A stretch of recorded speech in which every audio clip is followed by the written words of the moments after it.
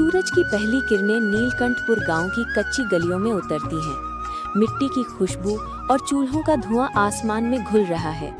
इसी गांव के कोने में मिट्टी की टूटी फूटी दीवारों वाले एक छोटे से घर में रहता है रहीम, जो समोसे बेचकर अपना गुजारा करता है। वो रोज सुबह जल्दी उठता है, अपनी पुरानी कढ़ाई में तेल गर्म करता है और अपनी छोटी बेटी अमीना के साथ समोसे तैयार करता है। अमीना हंसते हुए कहती है, अब्बू आज जरा मसाला ज्यादा डालना, पिछली बार वालों ने कहा था स्वाद कम है। रहीम मुस्कुराते हुए जवाब देता है, अरे बेटा, स्वाद दिल से आता है, मसाले से नहीं। गांव का हाट भरा हुआ है। रंग बिरंगी दुकानों की भीड़ में रहीम अपनी ठेली लगाए खड़ा है, गर्मा गर्म समोसे लीजिए की आवाज लगाता हुआ। लोग उसके समोसे खाते हैं, तारीफ करते हैं, पर दाम पर मोल भाव भी करते हैं। दिन ढल जाता है, पर रहीम के चेहरे पर मुस्कान बनी रहती है। वो सोचता है, कभी तो मेरी अमीना बड़ी होकर ऐसी जिंदगी जिएगी जहाँ उसे दाम की चिंता ना हो, बस इज्जत और सुकून हो।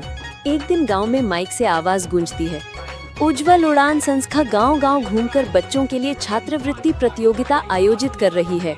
जो बच्चा अपनी रचनात्मक कला दिखाएगा, उसे शहर में पढ़ाई का मौका मिलेगा। रहीम का दिल तेजी से धड़कने लगता है। उसे अपनी बेटी का शौक याद आता है। अमीना को कहानियां लिखने और सुनाने का बहुत शौक था।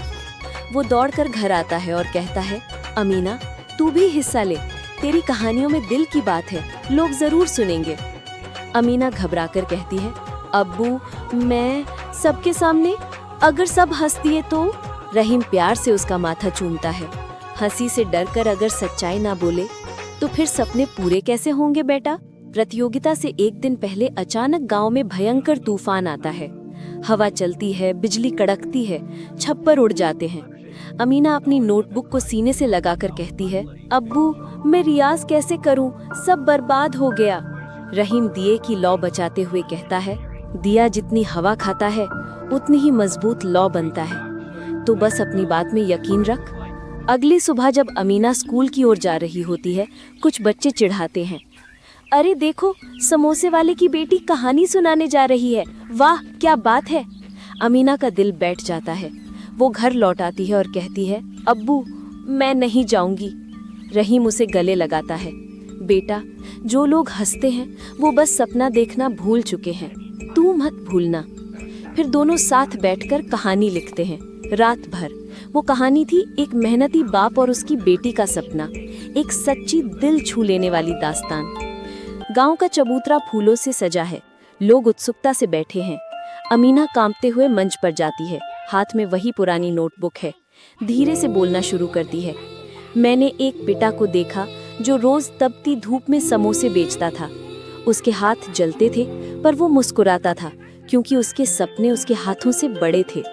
सन्नाटा छा जाता है, उसकी आवाज में सच्चाई और भावनाएं हैं। लोग धीरे धीरे रोने लगते हैं और फिर तालियों की गड़गड़ाहट गूंजती है। अमीना की कहानी को पहला स्थान मिलता है। संस्था का प्रतिनिधि उसे छात्रवृत्ति का प्रमाण पत्र देता है। रहीम की आंखों से आंसू बह निकलते हैं। मेरी अमीना ने कर दिखाया। कुछ साल बीत जाते हैं। अमीना अब शहर में पढ़ती है, किताबों, कंप्यूटर और नई सोच के साथ। रहीम अब भी समोसे बेचता है, मगर अब उसकी ठेली नहीं, कहानी समोसा कैफे है। लोग वहाँ समोसे के साथ कहानियां भी सुनते हैं। एक दिन छुट्टियों में अमीना गांव लौटती है। वो अब्बू के कैफे के बाहर खड़ी होकर देखती है, बच्चे हंस रहे हैं, समोसे की खुशबू हवा में है। वो दौड़कर अब्बू को गले लगाती है, अब्बू आपकी मेहनत ने मुझे ये दुनिया दिखाई। रहीम कहता है, और तेरे सपनों ने मुझे इज्जत दी बेटी। अमीना गांव में एक छोटी सी बाल पुस्तकालय खोलती है। हर दिन बच्चे वहां आते हैं, कहानियां सुनते हैं और लिखना सीखते हैं। वो मुस्कुराकर कहती है, कहानी वही नहीं जो लिखी जाए, कहानी वो होती है जो जी ली जाए।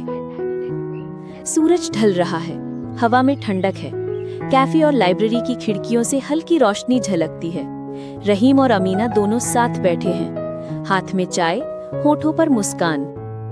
कैमरा धीरे धीरे ऊपर उठता है, आसमान में उड़ते पंछी दिखते हैं और पीछे से एक आवाज आती है, हर सपने के पीछे एक कहानी होती है और हर कहानी के पीछे एक उम्मीद।